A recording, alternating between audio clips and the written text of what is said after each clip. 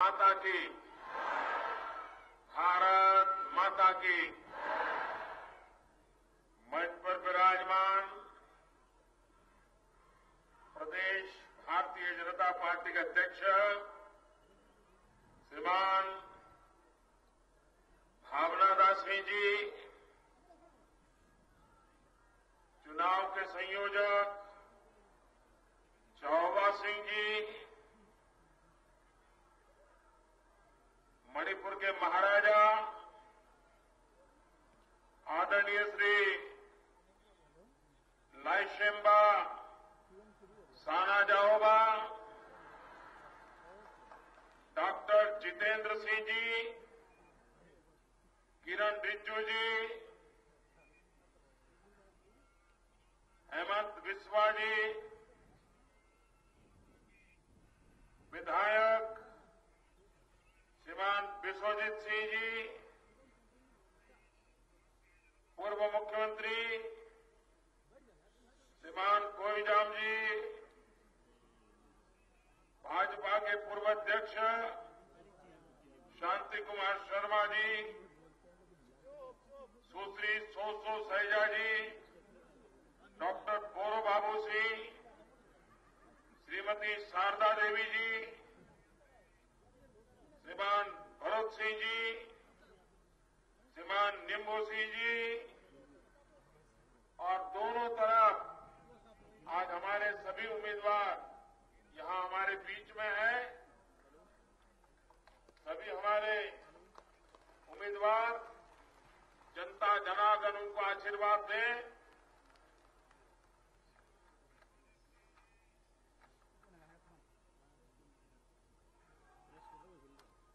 खुरुमजरी,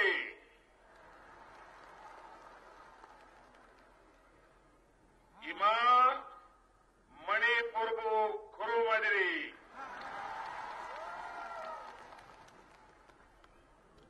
लमदम असीगी वजरबा नाथ संस्कृति, हमसुम नहारोल सानारोई सिंगू एना नोलू कचरी।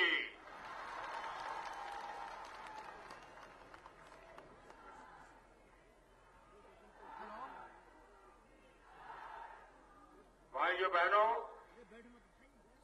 आज मैं सबसे पहले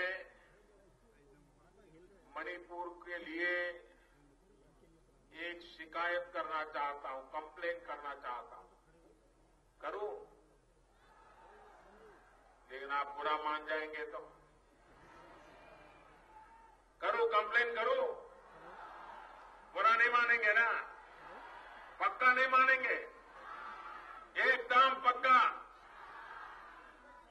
देखिए, 2014 में जब लोकसभा का चुनाव हुआ और मैं प्रधानमंत्री का उम्मीदवार था, और उस समय इसी मैदान में सभा थी, लेकिन उस समय आधा मैदान भी भरा नहीं था। मैं खुद प्रधानमंत्री का उम्मीदवार था, इतनी दूर से आया था, लेकिन आधा मैदान भी नहीं भरा था। और आज चारों तरफ लोग ही लोग नजर आ रहे हैं, भीड़ ही भीड़ नजर आ रही है। भाइयों बहनों, आपने जो प्यार दिखाया है, आशीर्वाद दिखाए दिए हैं, इसके लिए शिकायत नहीं हो सकती है। सिर्फ आपका अभिनंदन ही हो सकता है, आपका धन्यवाद ही हो सकता है। भाइयों बहनों, आज मणिपुर पूरी तरह भारतीय जनता पार्टी के रंग में रंग चुका है, और कुछ ही दिनों में आप अपना नववर्ष भी मनाने वाले हैं। तब तो खुशियों का पार नहीं होगा, ऐसा मेरा पूरा विश्वास है।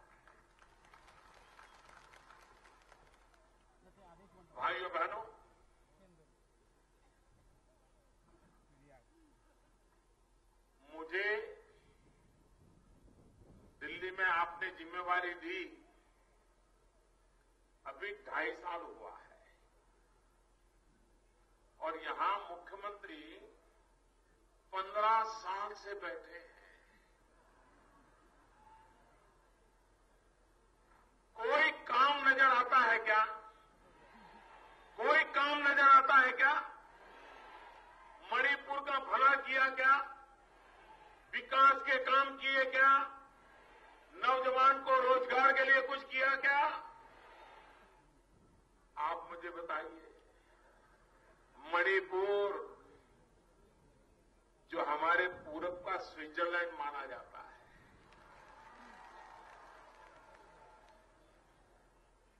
अगर उसकी ये बर्बादी की है, 15 साल लगातार मणिपुर नीचे ही गया, नीचे ही गया। दिल्ली में भी उनकी सरकार थी, यहां भी उनकी सरकार थी, उसके बावजूद भी मणिपुर बर्बाद कर दिया गया। उसके लिए जिम्मेवार कौन है? कौन है जिम्मेवार? कौन है जिम्मेवार? जरा पूरी ताकत से बताइए, दूर दूर से कौन जिम्मेवार है? मणिपुर को किसने बर्बाद किया? मणिपुर के किसानों का नुकसान किसने किया? मणिपुर की मां बहनों पर अन्याय किसने किया? मणिपुर के नौजवानों का भाग्य किसने डुबोया? जिस कांग्रेस के इतने गुना है, अब मणिपुर में उस कांग्रेस को एक दिन भी रहने का अधिकार है क्या? है क्या? अब इस बात पूरी तरह साफ कर दोगे कि नहीं कर दोगे? भाइयों बहनों, दिल्ली में पहली बार भारतीय जनता पार्टी की ऐसी सरकार बनी है जिस सरकार ने सबसे पहली योजना लगाई एक्ट ईस्ट पॉलिसी की। हमने कहा जब तक पूर्वी भारत, उत्तरी पूर्व ये विकसित नहीं होगा, हिंदुस्तान का विकास अधूरा रह जाएगा।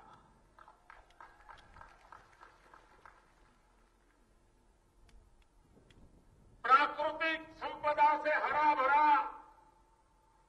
यहां के लोग सामर्थ्यवान, कानून को मानने वाले लोग, पवित्र जीवन जीना पसंद करने वाले लोग, अगर सरकार 2 कदम चले तो यहां के लोग 10 कदम दौड़ने के लिए तैयार होते हैं। ऐसा हमारा ये राज्य है। लेकिन भाइयों बहनों, नॉर्थ ईस्ट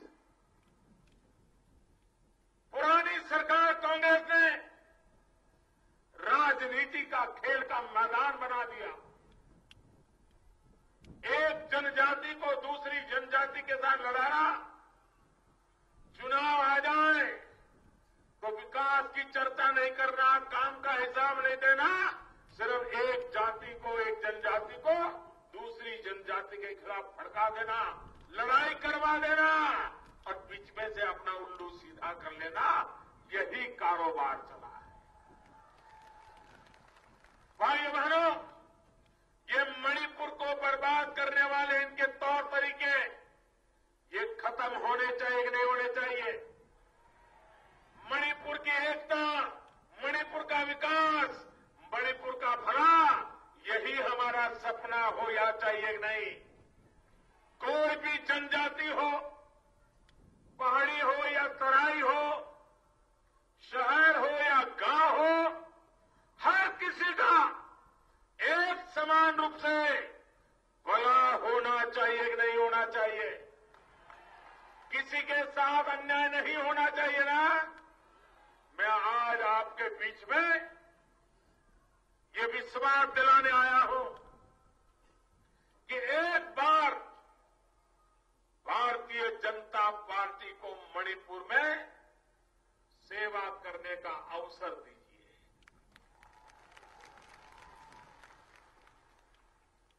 हमें सिर्फ 5 साल दीजिए। उनको आपने 15 साल दिए हैं।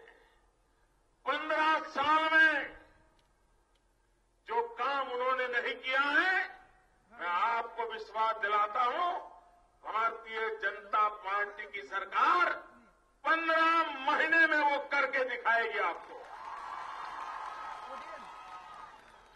15 महीने में करने का मैं वादा करता हूं भाई। और आप हमारा व्यक्तिगत रूप से तो मेरा इस भूभाग के प्रति लगाव है। ये पूरा क्षेत्र हमारा नॉर्थ ईस्ट, सभी राज्यों का भला हो, ये देश की एकता और अखंडता के लिए भी आवश्यक है। यहां होनहार नौजवान है, वो हमारे देश की अमानत है। इन होनहार नौजवानों का देश के विकास में योगदान बढ़े, इससे देश का भला होने वाला है, देश का लाभ होने वाला है। और इसलिए हम यहां के नौजवानों के लिए विकास की नई ऊंचाइयां पार करना चाहते हैं। आप मुझे बताइए साहब, ये 15 साल यहां कांग्रेस का राज रहा। जब अटल बिहारी वाजपेयी की सरकार थी तो उन्होंने एक बड़ा महत्वपूर्ण काम किया था। उन्होंने ये नॉर्थ ईस्ट के लिए, ये सप्त भगिनी के लिए पहली बार दिल्ली में अलग मंत्रालय बनाया था, अलग बजट बनाया था। हर डिपार्टमेंट को कुछ परसेंटेज सिर्फ और सिर्फ नॉर्थ ईस्ट के लिए खर्च करने का निर्णय किया था। नॉर्थ ईस्ट के राज्यों के कोऑर्डिनेशन के लिए एक उत्तम प्रकार की व्यवस्था बनाई थी। लेकिन बाद में 10 साल दिल्ली में ऐसी सरकार बैठी कि जिसको इनकी परवाह नहीं थी, क्योंकि वो तो यही मानते थे अब एकाध एमपी इनका हमारे पास आया तो आया, नहीं आया तो नहीं आया, क्या फर्क पड़ता है। ये अहंकार था। भाइयों बहनों, सवाल एमपी की संख्या का नहीं है, सवाल इतने दूर सुदूर रहने वाले मेरे भाइयों बहनों के दिल में हिंदुस्तान के लिए कुछ कर गुजरने की इच्छा है, उनको अवसर देने का सवाल है। और हमने अवसर देने की दिशा में काम किया। पहले आए दिन महीने में 5 दिन 7 दिन ये नॉर्थ ईस्ट के मुख्यमंत्री और मंत्री दिल्ली में ही बैठे रहते थे। क्या करते थे भगवान जाने। और उस समय के प्रधानमंत्री, उस समय की सरकार, उस समय के पार्टी के नेता इन नॉर्थ ईस्ट से आए हुए नेताओं को मिलने का समय तक नहीं देते थे, समय तक नहीं देते थे। आज भाइयों बहनों, नॉर्थ ईस्ट का कोई भी मुख्यमंत्री हो, किसी भी दल का मुख्यमंत्री हो, मुझे जब भी मिलने के लिए कहता है, मेरे दरवाजे हमेशा हमेशा के लिए आप लोगों के लिए खुले होते हैं। लेकिन हम वहां अटके नहीं। हमने तो पिछले 2 साल में भारत सरकार के 90 मंत्रियों का दौरा, कोई मंत्री 2 बार आए होंगे, कोई 3 बार आए होंगे, लेकिन केंद्र का कोई न कोई मंत्री 90 बार नॉर्थ ईस्ट राज्यों में खुद आया और सिर्फ स्टेट कैपिटल पर नहीं, जिलों में गया और भारत सरकार की योजनाएं ठीक से लागू हो रही है कि नहीं हो रही है, कहीं भ्रष्टाचार इन सारी चीजों का सीधा सीधा हिसाब लेने का काम किया है। पहले कोई आता नहीं था, अगर आना पड़ता था तो यहां के लोगों को आता है। भाइयों बहनों, एडीसी की मीटिंग होती है, हमारे मंत्री जी इस मीटिंग में रहते हैं और नॉर्थ ईस्ट की समस्याओं के समाधान के लिए सब मिल बैठ करके रास्ता निकालते हैं। इतनी महत्वपूर्ण व्यवस्था आखिर में जब एनईसी की मीटिंग में जब मोरारजी देसाई प्रधानमंत्री थे, करीब 40 साल पहले जब मोरारजी भाई देसाई प्रधानमंत्री थे, तब वो एनईसी की मीटिंग के लिए नॉर्थ ईस्ट में आए थे। 40 साल तक देश का एक भी प्रधानमंत्री एनईसी की मीटिंग के लिए नॉर्थ ईस्ट में कभी नहीं आया था। 40 साल के बाद मैं पहला प्रधानमंत्री था जो एनईसी की मीटिंग में आया, रात रुका, सभी मुख्यमंत्रियों से बातें की, अलग अलग बातें की और नॉर्थ ईस्ट के विकास के संबंध में उनके मन में जो विचार थे उन्हीं को लागू करने की योजना भी बना दी और तेज गति से काम चल रहा है। नॉर्थ ईस्ट के हर राज्य की एक शक्ति है। अब आप देखते हैं, सिक्किम छोटा सा राज्य, नॉर्थ ईस्ट का हिस्सा, आज तेज गति से विकास कर रहा है, लेकिन जहां कांग्रेस बैठी है वो एक भी राज्य विकास नहीं कर रहा है। आए दिन भ्रष्टाचार की खबरें आती है, यही काम उन्होंने किया है। भाइयों बहनों, आप जानते हैं कि भली भांति इन लोगों ने भ्रष्टाचार के जो खेल खेले हैं, उन बातों को हम कभी भी भूल नहीं सकते।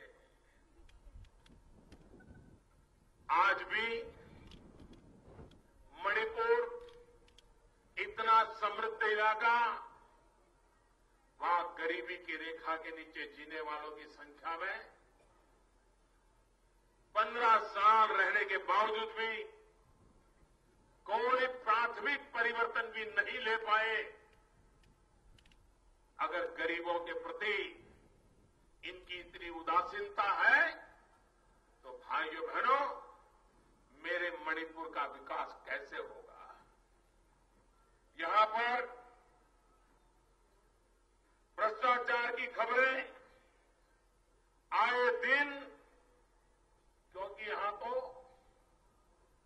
भ्रष्टाचार करते हैं और जब पूछते हैं कि भाई क्या है, तो बोले दिल्ली थोड़ा भेजना पड़ता है।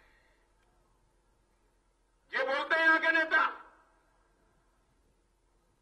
ऐसे कैसे नेता दिल्ली में बैठे हैं आपकी पार्टी के, किन गरीब लोगों से लूट करके दिल्ली में पार्टी चलाने के पैसे भेजे, सरकारी खजानों से निकाले? भाइयों बहनों, ये पाप चक्र बंद होना चाहिए और मणिपुर को, पूरे नॉर्थ ईस्ट को इस सारे चक्र से मुझे बाहर निकालना है। नौकरियों की भर्ती, हर भर्ती में मामला अदालत पहुंचा कि नहीं पहुंचा, अदालतों ने मणिपुर सरकार के खिलाफ निर्णय दिया कि नहीं दिया? सारे नौकरी के मसले, नौजवान को जब तक उसके पास भ्रष्टाचार करने के लिए पैसे नहीं है, नौकरी के लिए तरसता है। ये स्थिति कांग्रेस ने पैदा की है कि नहीं की? रेट बोलते हैं, रेट, टीचर बनना है इतना रेट, पुलिस में जाना है इतना रेट, क्लार्क बनना है इतना रेट, दरोगा बनना है, पुलिस वाला बनना है इतना रेट, ड्राइवर भी बनना है इतना रेट, किसी की मंत्री के यहां खाना पकाने जाना है तो भी इतना रेट। ये क्या करके रखा है भाई? क्या आप लोगों को इस काम काम के लिए बिठाया है? भाइयों बहनों, इन दिनों यहां के लोगों को बिजली की कटौती, हिंदुस्तान में जो औसत बिजली की कमी है उससे मणिपुर में 2.5 गुना कमी है। अगर मणिपुर को भारत सरकार बिजली देने को तैयार है, सस्ते में देने को तैयार है, लेकिन मणिपुर की कांग्रेस सरकार आपके घर में उजाला नहीं जलाने देना चाहती, आपको अंधेरे में रखना देना चाहती है। मणिपुर सरकार को लगता है कि बिजली आएगा तो लोग टीवी चलाएंगे और टीवी में पता चल जाएगा कि इतना रुपया आया है लेकिन खर्च नहीं हुआ है, तो वो चली जाएगी सरकार, इसलिए बिजली भी नहीं देते, बिजली भी नहीं देते। भाइयों बहनों, जिस प्रकार से युवा को रोजगार के संबंध में अगर बिजली नहीं होगी तो यहां कौन कारखाने लगाएगा? कारखाने नहीं लगाएगा तो नौजवान को रोजगार कहां से मिलेगा? भाइयों बहनों, बिजली का उपयोग है, लेकिन इस सरकार को भारत सरकार बिजली देती है तो भी उसको विकास करने में कोई रुचि नहीं है और उसके कारण यहां आपने देखा होगा दिल्ली में हमने एक महत्वपूर्ण निर्णय किया। हमने दिल्ली की पुलिस में खास तौर पर नॉर्थ ईस्ट के नौजवानों को रोजगार देने का प्रबंध किया ताकि दिल्ली में लोग देखें कि मणिपुर से आए हुए नौजवान कितने होनहार है, किस प्रकार से दिल्ली की सुरक्षा कर सकते हैं, ये ताकत दिखाने का हमने काम किया।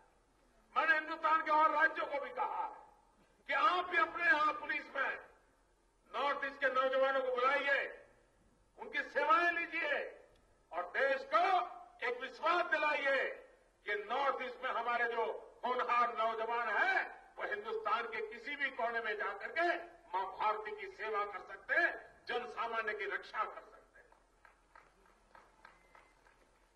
भाइयों बहनों,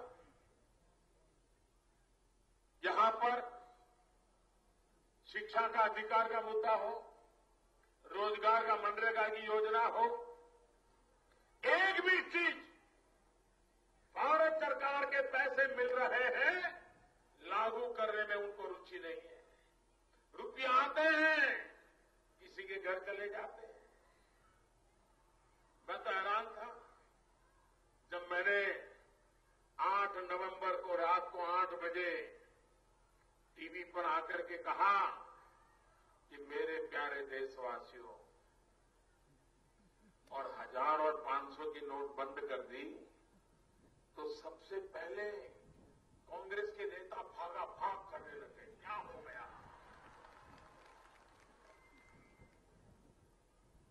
मोदी को दिखा देंगे, मोदी को देख लेंगे, मोदी को समझा देंगे, मोदी समझता क्या है। अरे भाई, 1000 और 500 की नोट 70 साल से गरीबों को लूट लूट करके अपने घरों में बंद पड़ी है। मैं उसको बाहर निकालना चाहता हूं ताकि चोरी का माल गरीबों के कल्याण के काम, विकास के काम आए। कुएं में पानी नहीं है तो कुआं खोदने के लिए काम आए किसान के लिए। गांव में स्कूल नहीं है तो स्कूल बनाने के लिए काम आए। रेल का स्टेशन नहीं है तो रेल का स्टेशन बनाने के लिए काम आए। अस्पताल नहीं है तो अस्पताल बनाने के लिए काम आए। भाइयों बहनों, ये पैसा देश की जनता का है, देश के गरीब का है, ये जो लूट करके बैठे हैं। और मैं आपको विश्वास दिलाता हूं, ये जो लूटा हुआ माल है ना, वो मैं वापस लेके रहूंगा और देश के गरीबों के काम लगाऊंगा। यहां के मुख्यमंत्री समझ लें, मणिपुर में जो भ्रष्टाचार हुआ है 15 साल में, उसका कच्चा चिट्ठा हम खोल देंगे। ये बात मान के चलो।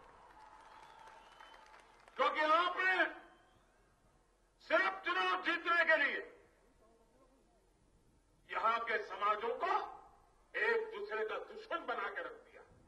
भाई भाई को लड़ा दिया आपने। क्या राजनीति इतनी नीचे स्तर पर गई है, जिसको समाज की परवाह नहीं हो, देश की परवाह नहीं हो, मणिपुर की परवाह न हो, सिर्फ अपनी कुर्सी की परवाह हो? ऐसे लोगों को एक पल भी रहने का अधिकार नहीं है। और इसलिए अब यहां कहते हैं कि नागाओं के साथ जो आपका अकॉर्ड हुआ है, मैं जरा यहां के मुख्यमंत्री को पूछना चाहता हूं, 1.5 साल सोए थे क्या? गहरी नींद सोए थे क्या? ये अकॉर्ड 1.5 साल पहले हुआ ना। आपने कभी भारत सरकार को चिट्ठी लिखी है? मैंने स्वयं ने कांग्रेस के नेताओं को अकॉर्ड में क्या है सारा बताया है। और आज 1.5 साल के बाद जब चुनाव घोषित हो गया तो झूठ फैला करके मणिपुर के लोगों को बांटने का पाप कर रहे हो। मेरे मणिपुर के भाइयों बहनों, आप तय कीजिए कि आपको 15 साल तक मणिपुर को बर्बाद करने वाले मुख्यमंत्री के झूठ को मानना है या 2.5 साल से ईमानदारी से आपकी सेवा में लगे हुए प्रधानमंत्री के सच को मानना है। निर्णय मैं आप पे छोड़ देता हूं भाई, लेकिन मैं आपको विश्वास दिलाता हूं, नागाओं के साथ जो अकॉर्ड हुआ है, इसमें कहीं पर भी मणिपुर के टेरिटरी के साथ कोई भी धोखा करने की चर्चा नहीं है।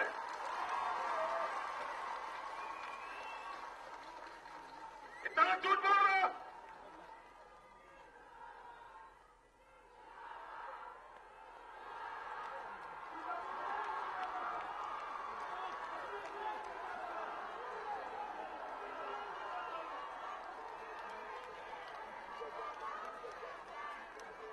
मणिपुर के मेरे प्यारे भाइयों बहनों, मैं मणिपुर की इस पवित्र धरती पर आकर के आपको वहां वादा देता हूं, ऐसा एक भी शब्द जो मणिपुर के हितों की रक्षा न करता हो, जो मणिपुर के हितों को नुकसान करता हो, ऐसा अकॉर्ड में एक भी शब्द नहीं है भाइयों बहनों, एक भी शब्द नहीं है।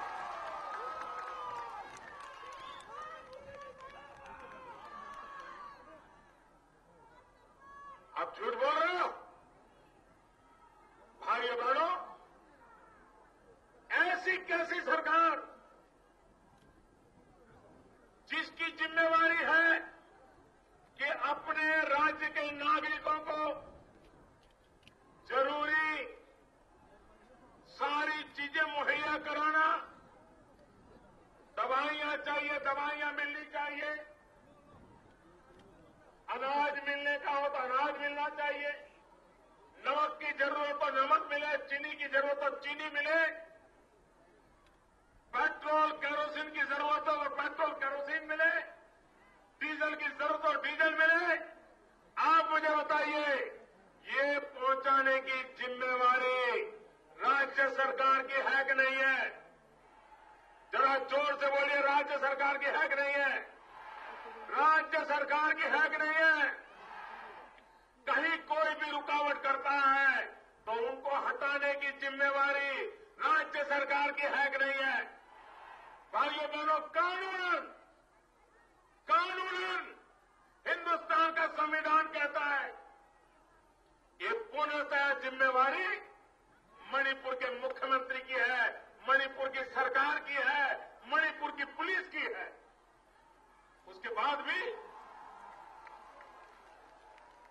रास्तों पर ब्लॉकेज चल रहा है, लोगों को अनाज नहीं मिल रहा, दवाई नहीं मिल रही, बच्चों को दूध नहीं मिल रहा है। कैसी सरकार चलाते हो भाइयों बहनों? ये उनकी विफलता का जीता जागता उदाहरण है। ये जिम्मेवारी उनकी है। भाइयों बहनों, कहता हूं 11 तारीख को चुनाव के नतीजे आएंगे। 13 मार्च को हिंदुस्तान होली का उत्सव मनाएगा। भारतीय जनता पार्टी की मणिपुर में सरकार बनेगी और मणिपुर के हाथ में सरकार आते ही कोई भी ब्लॉकेज नहीं रहने देंगे। मैं आपको वादा करता हूं और हम दिखा देंगे कि सरकार कैसे चलती है।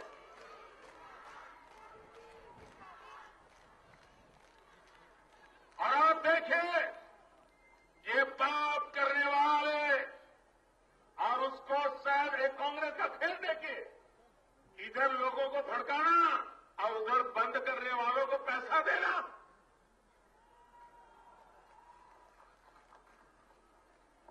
और मैं जानकारियों के आधार पर बोल रहा हूं भाइयों बहनों, 3-3 महीने से नेशनल हाईवे को ब्लॉकेज करके रखे हुए हैं और उनको कोई एक्शन न ले सरकार। इसका मतलब है कि कांग्रेस के लोग इनके साथ मिली भगत है भाई। ऐसा करने वालों को जेल में बंद तो नहीं करते, उन पर कानूनी कार्रवाई तो नहीं करते। और मैं मणिपुर सरकार को कहता हूं, आप जो भी मदद मांगोगे दिल्ली सरकार मदद करने को तैयार है। अभी इसी मिनट मांगोगे, मैं यहीं पर कहता हूं आपको मदद करने के लिए हम तैयार है। ब्लॉकेज खाली करो।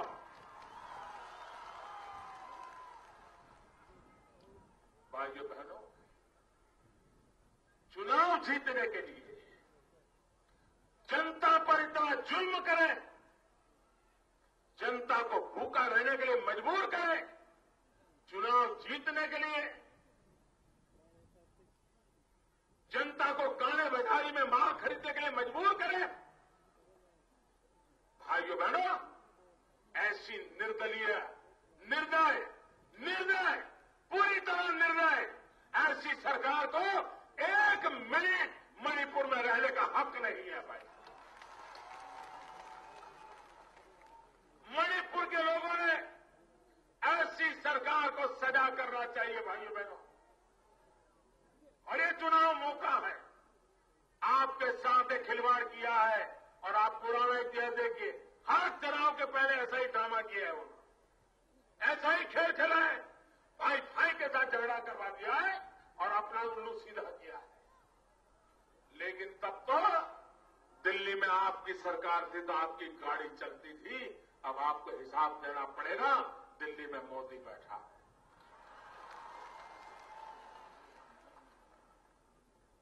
मैं कांग्रेस के नेताओं को कहता हूं, ये जनता पर जो जुल्म किया है इसका जवाब आपको देना पड़ेगा। आप अब बचने वाले नहीं हो, मान के चलिए भाई। और झूठ बोलते हो, जिम्मेवारी आपकी, करना कुछ नहीं और बचा ले रहे हो, हिसाब लगा रहे हो। ये ब्लॉकेज जरा ज्यादा तेज होगा तो ज्यादा फायदा होगा, लोग भूखे मरेंगे तो फायदा होगा। अरे मुख्यमंत्री जी, वो जमाना चला गया। अब मणिपुर का बच्चा हर बात को समझता है, आपके झूठ को कभी स्वीकार करेगा। चाहे मैदानी इलाकों में रहने वाले हो, चाहे पहाड़ी इलाकों में रहने वाले हो, आप विश्वास दिखिए, आप मेरे लिए समान है भाइयों बहनों। आप किस जनजाति के हैं, आप किस इलाके में हैं, मेरी सरकार कभी आपसे भेदभाव नहीं करेगी। आपको हक का पूरा देने के लिए हम कोई कसर नहीं छोड़ेंगे, ये मैं आपको विश्वास दिलाता हूं। भाइयों बहन, हमने यहां स्पोर्ट्स यूनिवर्सिटी बनाने के लिए मणिपुर के लोगों ने कितना बड़ा देश का नाम रोशन किया है। पूरे खेल जगत में आज हम गर्व से खड़े रहते हैं कि मणिपुर के हमारे लोगों ने कितना बड़ा हमारा मान सम्मान बढ़ाने का काम किया है देश का। मणिपुर के अंदर एक ताकत पड़ी है और इसलिए हमने स्पोर्ट्स यूनिवर्सिटी बनाने का निर्णय किया, पैसे आवंटन कर दिया। लेकिन ये मुख्यमंत्री हमने सुना है देश में शायद किसी मुख्यमंत्री के लिए परसेंटेज की बात नहीं होती है। कितने परसेंटेज चलते हैं यहां? कितने? 10 कितने? आप सबको मालूम है, फिर भी इसको रहने देते हो। देश में कहीं 10% चीफ मिनिस्टर सुना है भाई? हम तो पहली बार आए, हम तो समझे भी नहीं कि 10% होता क्या है। तो मैंने पूछा मणिपुर वालों को, तो ये सब लोग कहते हैं, लिखते हैं 10%। मैंने कहा ये क्या है भाई, ये कौन सा शास्त्र है? बोले मोदी जी आप ईमानदार आदमियों को जल्दी समझ नहीं आएगा, ये कैसे बेईमान लोग हैं। भाइयों बहनों, अब मणिपुर को 0% वाला मुख्यमंत्री चाहिए, 0% वाला मंत्री चाहिए, 0% वाली सरकार चाहिए, तब जाकर के मणिपुर का भला होगा भाइयों बहनों। और इसलिए बहुत हो गया, 15 साल तक 10%, कितना चला गया आपका। अगर उतना ही रह गया होता है तो भी मणिपुर आज दुनिया के सामने एक ताकत बन के खड़ा होता, लेकिन इन्होंने तबाह कर दिया है भाइयों बहनों। चाहे रोड का काम हो, अभी हमारे नितिन गडकरी जी आए थे, मणिपुर का विकास करना है, नॉर्थ ईस्ट का विकास करना है, तो मेरी पक्की समझ है अगर यहां रोड नेटवर्क, रेल नेटवर्क मिल जाए, एयर नेटवर्क मिल जाए, तो मेरा नॉर्थ ईस्ट पूरे हिंदुस्तान के लिए आकर्षण का केंद्र बन जाएगा। 125 करोड़ देशवासी पागल की तरह यहां चले आएंगे, आपके बीच कुछ दिन बिता करके आनंद से टूरिज्म को बढ़ावा देते हुए यहां से जाएंगे। यहां के लोग दुनिया में जा पाएंगे, यहां की पैदावार बहुत कम खर्च से हिंदुस्तान के बाजार में जाएगी, हिंदुस्तान के हर कोने में पहुंचेगी। बताइए नॉर्थ ईस्ट का कितना भला होगा भाई। हम नॉर्थ ईस्ट को ऑर्गेनिक स्टेट बनाने की दिशा में काम करना चाहते हैं। और ऑर्गेनिक स्टेट बनता है, हमारा किसान जो पैदा करता है, एक बार वो ऑर्गेनिक बन जाता है तो ₹1 के बदले में $1 मिलता है, इतनी कमाई हो जाती है भाइयों। ये काम मुझे नॉर्थ ईस्ट में करना है। हमें रेल से जोड़ना है नॉर्थ ईस्ट को। हिंदुस्तान में दिल्ली के साथ सीधी रेल जोड़नी चाहिए। इस काम पर हम लगे हुए हैं। हम विकास की नई ऊंचाइयों के लिए शिक्षा के हर धाम IIT बनाना है तो हम बनाना चाहते हैं, ताकि यहां के नौजवानों को अपने घर में रह करके शिक्षा दीक्षा के लिए लाभ मिले। हम विकास के लिए बिजली, हम 24 घंटे बिजली देना चाहते हैं, हर घर में बिजली देना चाहते हैं। राज्य सरकारों पर कोई काम नहीं करेगी, रुकावटें डालेगी, तो अंधेरी जिंदगी में मेरे मणिपुर के भाइयों बहनों को रहना पड़ेगा। हमें उससे बाहर लाना है भाई। और इसलिए मैं आज आपसे आग्रह कर रहा हूं, किसान भाइयों बहनों, हम विकास के लिए मत मांगते, उनको 10% के लिए चाहिए, मुझे आपका 100% विकास हो, इसके लिए वोट चाहिए भाई। एक तरफ 10% कमीशन वाले हैं, दूसरी तरफ 100% विकास वाले हैं। निर्णय आपको करना है कि 10% कमीशन वालों के पास जाना है कि 100% विकास वालों के पास जाना है। और जब हम विकास की बात करते हैं तो हमारे मन में साफ है, विकास का हमारा मतलब है किसान को सिंचाई, बच्चों को पढ़ाई, युवा को कमाई और बुजुर्गों को दवाई।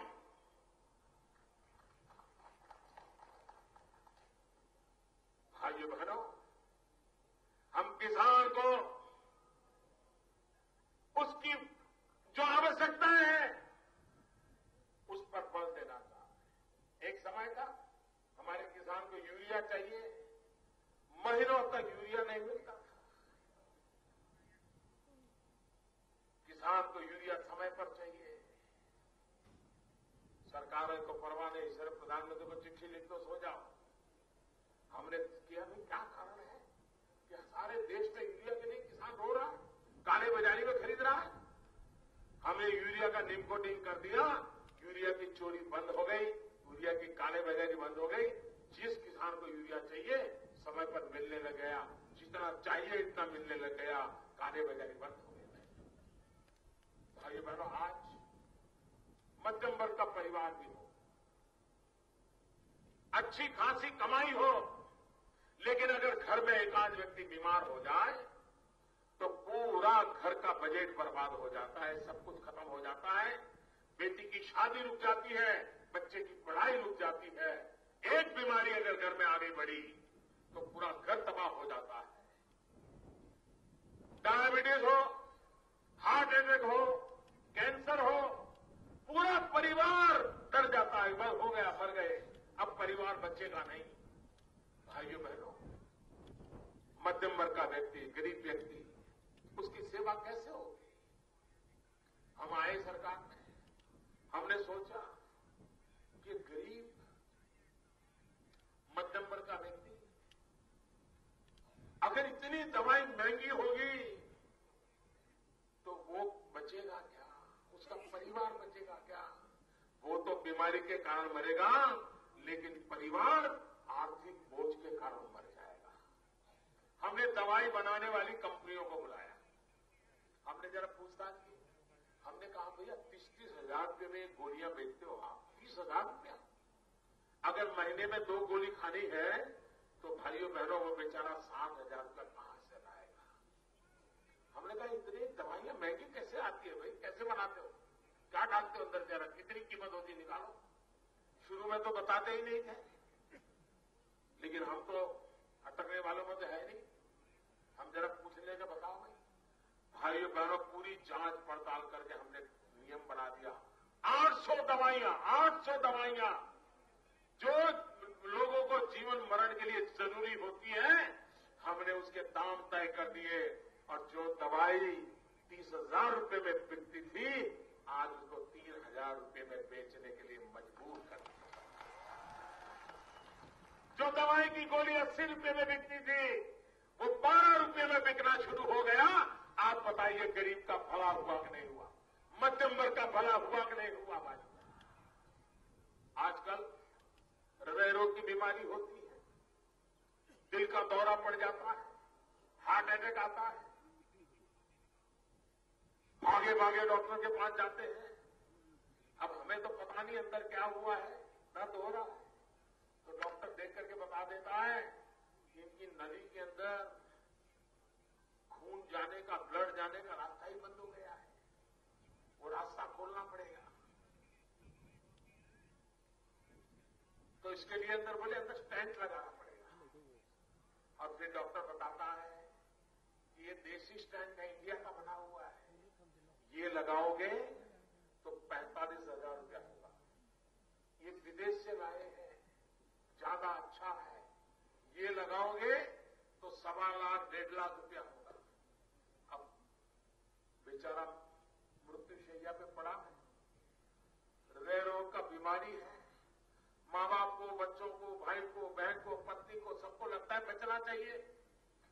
तो वो कहते हैं कि भाई आपका क्या सलाह है, क्या करें? तो कहता है अगर 45,000 वाला स्टेंट लगाओगे तो 4-6 साल जिंदा रहेगा, लेकिन ये 1 लाख 1.5 लाख वाला लगाओगे तो जीवन भर कभी देखना नहीं पड़ेगा। तो वो बेचारा कौन कहेगा कि भाई 6 साल में मरना है, तो 1.5 लाख का लगवा देता है। भाइयों बहनों, मैं हैरान था, गरीब आदमी 1.5 लाख का स्टेंट कहां से लगाएगा? मैंने बनाने वालों को बुलाया, जरा हिसाब किताब मांगा, और मैंने कहा आप गरीब जनता को लूट रहे हो, बंद करो ये सब। और आपने देखा होगा अभी 10 दिन पहले भारत सरकार ने एक ऑर्डर कर दिया कि 45,000 रुपये में जो स्टैंड बेचते हो वो बंद करो, सिर्फ 7,000 रुपये में बेचना पड़ेगा, ताकि गरीब आदमी दवाई करे। जो 1.25 लाख 1.5 लाख में बेचते हैं, हमने कहा इसको 25-27 हजार रुपये से ज्यादा नहीं ले सकते हो, गरीब की भलाई के लिए काम करना पड़ेगा। आप झूठ बोल करके लोगों को लूट रहे हो। भाइयों बहनों, हम गरीब के लिए काम करने वाले सरकार, सामान्य मानव के लिए काम करने वाली सरकार, बीमारी में हर किसी की मदद करने के लिए सरकार है। भाइयों बहनों, नौजवान को रोजगार, यहां पर रेट बोले जाते हैं, दाम है, ये नौकरी चाहिए इतना दाम, ये नौकरी चाहिए इतना दाम। हमने भारत सरकार में आने के बाद एक नियम बनाया कि वर्ग 3 और 4, भारत सरकार में सबसे ज्यादा रोजगार उसी में होता है। तो हमने कहा कि वर्ग 3 और 4, क्लर्क बनना है, टीचर बनना है, सरकारी मुलाजिम बनना है, पुलिस इंस्पेक्टर बनना है, ये सारे 3 और 4 में आते हैं। अब वो जब इश्तेहार निकलता है, एडवर्टाइजमेंट निकलता है, तो लाखों लोग अर्जी करते हैं। अर्जी करने के बाद लिखित एग्जाम होती है, उसमें कुछ लोग पास होते हैं, उसके बाद इंटरव्यू होता है और इंटरव्यू के बाद नौकरी मिलती है। होनहार लड़का भी स्कूल में, कॉलेज में अच्छे मार्क लाया है, रिटर्न टेस्ट देता है, उसमें भी अच्छे मार्क आते हैं, इंटरव्यू की चिट्ठी आ जाती है घर पे, मां बाप को लगता है चलो बेटे को अब नौकरी मिल जाएगी। 2-4 दिन में कोई घर आ जाता है, वो कहता है सुना है बेटे को इंटरव्यू आया है, तो मां भी खुशी से कहती है हाँ हाँ बहुत अच्छा हो गया, बेटे को इंटरव्यू आया है। फिर वो समझाता है कि देव भाई ये इंटरव्यू आया है तो ऐसे नौकरी नहीं मिलती है, किसी की सिफारिश लगती है, आप जरा कुछ कोशिश करो। तो वो मां कहती है देखो भाई तुम्हारे पास कोई है तो मदद करो। तो वो फिर 3 दिन के बाद दोबारा आता है, मां मैंने एक आदमी ढूंढ लिया है, इंटरव्यू में पास करवा देगा, बस सिर्फ 2 लाख रुपए लगेगा। वो मां को भी लगता है बेटे को बेचारे को नौकरी मिल जाए, तो वो भी क्या अच्छा बेटा मैं घर गिरवी रख देती हूँ, गहने गिरवी रख देती हूँ, जमीन गिरवी रख देती हूँ, लो 2 लाख रुपया बेटे को नौकरी दिलवा दो। ये चलता है कि नहीं चलता है भाइयों? ये पाप चलता है कि नहीं चलता है? कोई मुझे बताए ऐसा कैसा विज्ञान है कि एक कमरे में 3 बाबू बैठे हैं, एक दरवाजे से कोई इंटरव्यू जिसको देना है वो नौजवान या वो बेटी अंदर आती है, 30 सेकंड में, आधे मिनट में वो 3 में से एक आध पूछ लेता है क्या नाम है, कहां से आए हो, ठीक है, और वो दूसरे दरवाजे से निकल जाता है। क्या आधी मिनट में ये पता चल जाता है कि कौन अच्छा है कौन बेकार है? ये बेईमानी है कि नहीं है? ये पैसे कमाने का गोरख धंधा है कि नहीं है? ये भ्रष्टाचार का दरवाजा है कि नहीं है? भाइयों बहनों, दिल्ली में आकर के हमने निर्णय कर लिया कि अब वर्ग 3 और 4 के लिए कोई इंटरव्यू नहीं होगा। जो लोग परीक्षा का मार्क आया है कंप्यूटर में डाल दिया जाएगा और जिसके सबसे ज्यादा मार्क है उसको सीधा सीधा नौकरी का ऑर्डर चला जाएगा। कोई इंटरव्यू नहीं होगा। भ्रष्टाचार गया कि नहीं गया? भ्रष्टाचार गया कि नहीं गया? नौजवान को उसका हक का मिला कि नहीं मिला? हमने मणिपुर को कहा कि आप भी लागू करो, नहीं किया। क्यों नहीं किया भाई? क्योंकि उनको मालूम है वो ठेले वाला उन्हीं का तो होता है 10%। भाइयों बहनों, भारतीय जनता पार्टी सरकार बनने के बाद हम मणिपुर में भी ये इंटरव्यू के नाम पर चल रहे कारोबार को बंद करा देंगे, ये भ्रष्टाचार को बंद करा देंगे, नौजवान को रोजगार मिलने की चिंता करें। भाइयों बहनों, आप मुझे बताइए 2014 में जो लोकसभा का चुनाव हुआ उस समय कांग्रेस पार्टी, और मैं यहां मणिपुर में भाषण में बोला था उस समय, कांग्रेस पार्टी ने देश को क्या वादा किया था? कांग्रेस पार्टी की बड़ी मीटिंग दिल्ली में हुई और लोकसभा के चुनाव के लिए जाने से पहले उन्होंने घोषणा की कि दिल्ली में अगर फिर से भारतीय कांग्रेस की सरकार बनेगी तो वे गैस के सिलेंडर जो साल में 9 मिलते हैं वो 12 कर देंगे, और इसके लिए उन्होंने वोट मांगा था। गैस का सिलेंडर साल में 9 मिलते हैं, 12 करेंगे, आप हमें वोट दे दो, ऐसा कहा था। भाइयों बहनों, हम सरकार में आए, हमने कहा जरा गैस का क्या साथ रहे समझे, जरा 3-4 महीने जरा अध्ययन किया और देखा गया भाइयों बहनों, हमारे देश में ऐसा ये काला बाजारी खेल चल रहा था। हमने कहा गरीब मां जो लकड़ी का चूल्हा जला करके खाना पकाती है, जब लकड़ी का चूल्हा जला करके खाना पकाती है तो उस मां के शरीर में 400 सिगारेट का धुआं जाता है, 400 सिगारेट का। आप मुझे बताइए, हर दिन जिस मां के शरीर में 400 सिगारेट का धुआं जाता हो, उस मां की तबीयत अच्छी रहेगी क्या? वो बीमार होगी कि नहीं होगी? क्या उस मां को धुएं से बचाना चाहिए कि नहीं बचाना चाहिए? इतना ही नहीं, घर में छोटे छोटे बच्चे खेलते हैं, खाना पकता है तब बच्चे भी तो वहीं होते हैं, और जब छोटे छोटे बच्चों के शरीर में भी इस सिगारेट का धुआं जाता है, वो बच्चा कितने दिन अपना शरीर बचा पाएगा? ऐसे बच्चों की मदद होनी चाहिए कि नहीं होनी चाहिए? हमने निर्णय किया कि हम हिंदुस्तान में 3 साल के भीतर 5 करोड़ गरीब परिवारों के घर में मुफ्त में गैस का कनेक्शन दे देंगे और इन माताओं को लकड़ी के चूल्हे से बचाएंगे। और भाइयों बहनों, मणिपुर में भी हजारों परिवारों में नए गैस के कनेक्शन दे दिए, 1 रुपये का भी भ्रष्टाचार होने नहीं दिया, मुफ्त में कनेक्शन दे दिए। उन माताओं बहनों को लकड़ी के चूल्हे से 400 सिगरेट पीने के लिए जो मजबूर होना पड़ता था, उससे बचाने का काम किया है।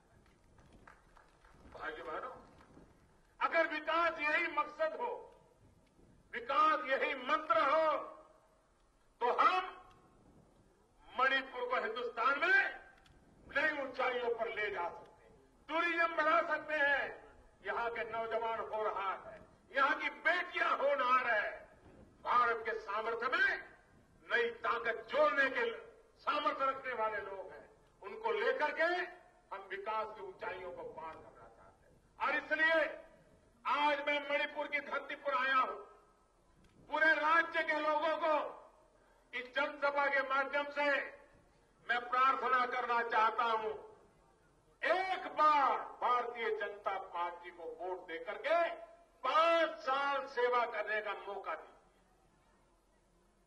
और मैंने कहा, अगर मणिपुर में आप भाजपा की सरकार बनाओगे, दिल्ली में भी भाजपा की सरकार है, तो मणिपुर के विकास के लिए डबल इंजन लगेगा कि नहीं लगेगा? एक इम्फाल का इंजन और एक दिल्ली का इंजन, दोनों काम आएंगे कि नहीं आएंगे? भाइयों बहनों, और ये मेरे बात लिखनी है तो लिख करके रखिए, और 15 महीने के बाद मेरे से हिसाब मांगिए। 15 साल में जो काम नहीं हुआ है कांग्रेस सरकार में, भारतीय जनता पार्टी की सरकार आने के बाद 15 महीने में वो हम करके दिखाएंगे। ये मैं फिर से वादा दोहराता हूं, 15 साल के सामने 15 महीने। भाइयों बहनों, दिल्ली सरकार पूरी तरह आपके साथ खड़ी रहेगी, आपके सपनों पूरा करने के लिए हम साथ खड़े रहेंगे। इसलिए मैं आपसे आग्रह करता हूं कि भारतीय जनता पार्टी को भारी बहुमत से विजय बनाइए, उनके एक भी झूठ को स्वीकार मत कीजिए, एक भी झूठ को स्वीकार मत कीजिए। मणिपुर भी हमारा है, मणिपुर की एक एक इंच धरती हम मणिपुर वासियों की है, उसकी रक्षा करने के लिए भारत की सरकार आपके पास है, के साथ। मेरे साथ पूरी ताकत से बोलिए, भारत माता की। पूरी ताकत से पूरे मणिपुर में सुनाई दे और झूठ बोलने वालों की नींद हराम हो जाए। भारत माता की, भारत माता की, भारत माता की, भारत माता की, भारत माता की, भारत माता की, भारत माता की। बहुत बहुत धन्यवाद।